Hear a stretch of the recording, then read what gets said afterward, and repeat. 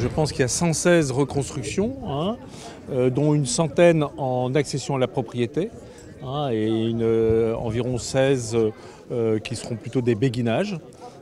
Et on aura avant cela donc détruit 96 habitations. En fait, l'objectif effectivement c'est de créer des voies qui vont permettre au quartier de vivre vers l'extérieur plutôt que d'avoir des voies qui aujourd'hui avaient tendance à obliger les gens à vivre à l'intérieur même du quartier. Je pense qu'ils vivaient dans des conditions qui étaient quand même compliquées.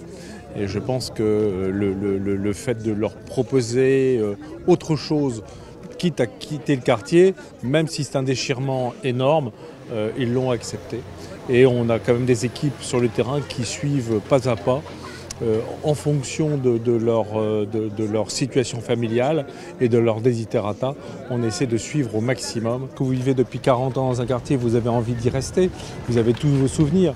Je pense qu'à un moment ou un autre, si vous voulez, il fallait aller convaincre les gens de quitter un quartier pour aller vivre différemment que la vie qu'ils mènent. Le principe de ce projet, c'est de désenclaver le quartier qui est un peu enfermé sur lui-même. On le voit bien d'ailleurs sur cette placette, de rénover les logements, c'est-à-dire remettre du logement neuf dans ce quartier, remettre du service public. Il y a un centre social nouveau qui va être installé et bien sûr d'accompagner les publics qui malheureusement pour certains sont en très grande difficulté pour essayer de les remettre sur un parcours à la fois résidentiel mais également de réinsertion dans le travail.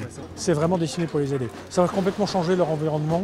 On va les accompagner à la fois vers l'emploi mais également dans les problèmes éducatifs ou de santé de façon à vraiment les aider à s'en sortir. C'est vraiment l'ambition du projet.